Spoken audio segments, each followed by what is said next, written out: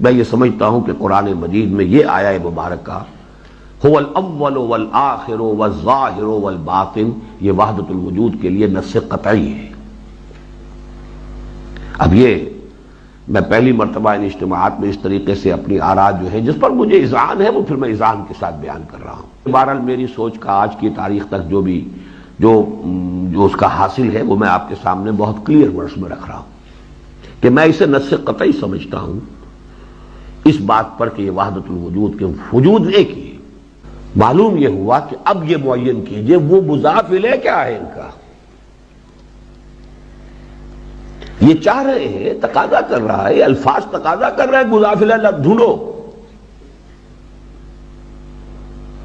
مضاف الیہ اس کا یہ سلسلہ کون و مکان، دس کریشن، یہ کائنات، اس کائنات کا اول بھی اللہ ہے، اس کا آخر بھی اللہ ہے، اس کا ظاہر بھی اللہ ہے، اس کا باطن بھی اللہ ہے۔ تو وہی وہ ہے اور ہے کیا؟ تو وہی وہ ہے اور ہے کیا؟ اولہ اللہ، آخرہ اللہ، باطنہ اللہ، ظاہرہ اللہ۔ آخر کوئی بات تھی نا، غالباً یہ تو حضرت جنید کا قول ہے، لیس فی جبتی الا اللہ، میرے جبے میں اللہ کے سوا کچھ نہیں، میرے جبے میں اللہ کے سوا کچھ نہیں، اللہ ہی اللہ ہے ہی اللہ۔ میں تو ایک نقش ہوں، نقش برآب، ماہیت وجود کے اعتبار سے تو اللہ ہی اللہ ہے، ہم کہاں ہیں؟ ماہیت وجود کے اعتبار سے تو اللہ ہی اللہ ہے، ہم کہاں ہیں؟ یہ ہے تمثیل اس آیت کے لیے بہترین کہ یہ کائنات جو ہے در حقیقت مثال کے طور پر بس صرف یہ کہ اب اس میں ہمارا خیال وہ بس ہے اور نہیں بھی ہے، لیکن اللہ کا خیال اتنا پکا ہے کہ وہ ہے۔ اس نے یہ ٹھوس کائنات کی شکل اختیار کی ہے، اس نے یہ ٹھوس کائنات کی شکل اختیار کی ہے، اس نے یہ ٹھوس کائنات کی شکل اختیار کی ہے۔ اس کے سوا اس آیت کی کوئی اور تعبیر ممکن نہیں۔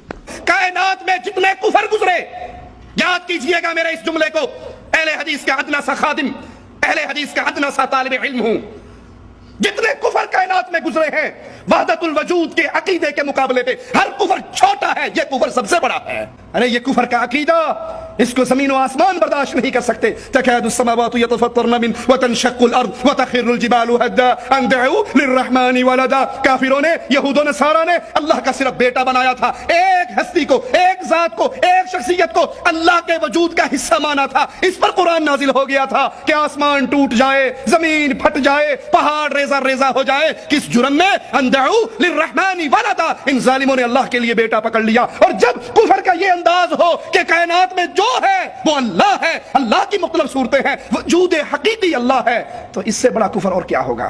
کہ کائنات میں لا موجود الا اللہ، اللہ کے علاوہ کوئی چیز موجود نہیں ہے۔ شراب کے مٹکے کو کیا کہو گے؟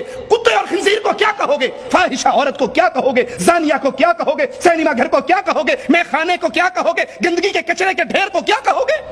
نعوذ باللہ ثم نعوذ باللہ۔ اور رب کے قرآن سے پوچھیں، اللہ کیا اس کائنات میں صرف تیرا ہی وجود ہے؟ تیرے علاوہ کوئی اور وجود نہیں ہے؟ مالک فرماتا ہے وَجَعَلُوا لَهُ مِنْ عِبَادِهِ جُزْءًا، ان ظالموں نے اللہ کے بندوں کو اللہ کا ٹکڑا بنا لیا، اللہ کے بندوں کو اللہ کے بندوں میں سے اللہ کا ٹکڑا بنا لیا۔ بندہ اور چیز ہے، اللہ اور چیز ہے۔ ان الانسان لکفور مبین، انسان کھلم کھلا نا شکرا ہے۔ اللہ کے بندوں میں سے اللہ کا جز بنایا۔ اولا یذکر الانسان انا خلقناہ من قبل ولم یک شیئا، کیا اس بندے کو اتنا بھی یاد نہیں ہے کہ ہم نے اس کو پیدا کیا اور اس کا کوئی وجود، ہم نے اس کو پیدا کیا۔ خالق اور شے ہے، مخلوق اور شے ہے۔ انہی آیات میں غور کرنے سے واضح ہوتا ہے کہ مخلوق اللہ کے وجود میں متحد نہیں ہے بلکہ بالکل جدا ہے۔ انسان اللہ کے وجود سے الگ وجود، یہ انسان ہے، یہ مالک کا بندہ ہے، وہ رازق ہے، یہ مرزوق ہے، وہ خالق ہے، یہ مخلوق ہے، یہ عابد ہے، وہ معبود ہے۔ ان میں فرق ہے، اس فرق کو نہ مٹائیے، خالق اور مخلوق کے فرق کو نہ مٹائیے۔ اللہ کی قسم، جرم کے اندر یہ جرم سب سے بڑا جرم ہے۔ اور محمد کریم صلی اللہ علیہ وسلم بات بات پر اس فرق کو یاد کرایا کرتے تھے۔ اللہ کے رسول صلی اللہ علیہ وسلم نماز پڑھ رہے، آپ کے پاؤں مبارک سوج گئے۔ سیدہ عائشہ نے کہا، اے اللہ کے نبی علیہ السلام، آپ تو معصوم عن الخطا ہیں، اگلے پچھلے معاف ہیں، آپ اپنی جان پہ اتنی مشقت کیوں کرتے ہیں؟ تو اللہ کے نبی صلی اللہ علیہ وسلم نے کیا فرمایا، عائشہ کیا میں اس اللہ کا شکر گزار بندہ نہ بنوں جس نے میرے اوپر اتنے انعامات کیے ہیں؟ میں اس کا شکر گزار بندہ نہ بنوں؟ اگر یہ وجود ایک ہی وجود تھا تو اللہ کے نبی کس کی عبادت کرتے تھے؟ اللہ کے نبی صلی اللہ علیہ وسلم نے فرمایا مجھے ایسے نہ بڑھانا جیسے عیسائیوں نے عیسی ابن مریم کو بڑھایا، انا عبد اللہ، میں اللہ کا بندہ ہوں۔ یہ اللہ کا بندہ الگ وجود ہے، اللہ کی ذات الگ وجود ہے۔ غور کیجئے وحدت الوجود کا عقیدہ نظریہ جس کو ڈاکٹر اسرار صاحب اپنائے ہوئے ہیں کتنا خراب اور خطرناک ہے کہ دین و ایمان کو جڑ سے نکال کر پھینک دیتا ہے۔ اگر ڈاکٹر صاحب کا موقف درست ہے کہ اللہ کائنات اس کا غیر نہیں، تو اللہ تعالیٰ قرآن حکیم میں کائنات کو من دون اللہ، من دونی ہی کہہ کر فرق کیوں کرتا ہے؟ قرآن حکیم میں مالک نے 71 دفعہ من دون اللہ کا ذکر کیا، اللہ کے علاوہ کچھ اور، 39 جگہ پر من دونی ہی، اللہ کے علاوہ ہی کی ضمیر کے ساتھ مالک نے کہا، 2 جگہ پر من دونک کہا، 3 جگہ پر من دونی کا ذکر ہے، اسی طرح 20 جگہ پر غیر اللہ کا ذکر ہے، 10 جگہ پر ما لکم من الہ غیرہ کا ذکر ہے۔ افسوس ہے ڈاکٹر صاحب پر کہ مفسر قرآن ہے اور اللہ کے قرآن کے اندر اتنی بار اللہ اپنے اور مخلوق کے درمیان ایک واضح فرق بیان کرتا ہے اور اس کو نہیں سمجھتے کہ وہ اس سے غیر نہیں، اور یہ کائنات نہ اللہ کا عین ہے اور نہ غیر، اور ایک ہی وجود ماننا پڑے گا۔ انا للہ و انا الیہ راجعون۔ اگر ہم اوس کا عقیدہ کفر اور شرک ہے تو وحدت الوجود کا عقیدہ اس سے پہلے کفر اور شرک ہے، کیونکہ یہ خالق اور مخلوق کے فرق کو بٹھاتا ہے۔ ان بیچاروں کو توحید سے ناواقف لوگوں کو لا الہ الا اللہ کا بھی معنی نہیں آتا۔ لا الہ کیا معنی؟ لا الہ کوئی الہ نہیں۔ کائنات میں انسان ہے، کائنات میں جن ہے، کائنات میں فرشتے ہیں، کائنات میں مخلوق ہے، لیکن لا الہ اس ساری مخلوق کا الہ الا اللہ، اللہ ہے۔ مخلوق ہے، مخلوق کا انکار نہیں لا الہ میں، الہ کا انکار ہے۔ لا الہ الا اللہ، اللہ کے علاوہ کوئی الہ نہیں۔ شیعت آپ کا ساتھ دے ڈاکٹر صاحب دے، صوفیت آپ کا ساتھ دے ان کو مبارک ہو، تبلیغیت آپ کا ساتھ دے انہیں مبارک ہو، سلفیت کا جب تک آخری بچہ اس دھرتی پہ زندہ رہے گا وہ وحدت الوجود کے عقیدے کو ایمان نہیں مان سکتا۔ ہم کیوں اس کے انکاری ہیں؟ اس لیے یہ قرآن سے ٹکراتا ہے، یہ انبیاء کی دعوت سے ٹکراتا ہے، ارے یہ اللہ کی کائنات کی تخلیق سے ٹکراتا ہے۔ ہر چیز جب اللہ ہوئی تو جنت اور جہنم کس لیے؟ جنت میں کون جائے گا، جہنم میں کون جائے گا؟ سلفیت اس سے ٹکرائے گی، وہی مطالبہ کرے گی جو امام مالک نے کیا تھا۔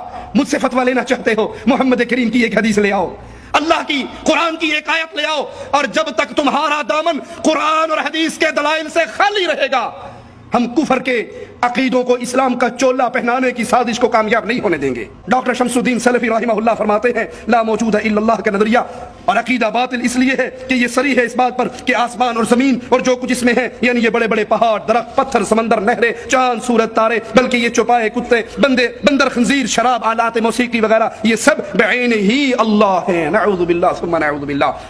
اسی وحدت الوجود کے کفر کو بنیاد بنا کر اللہ کی وہ توہین رب محمد کی قسم کائنات میں کوئی نہیں کر سکا جو صوفیوں نے کی ہے۔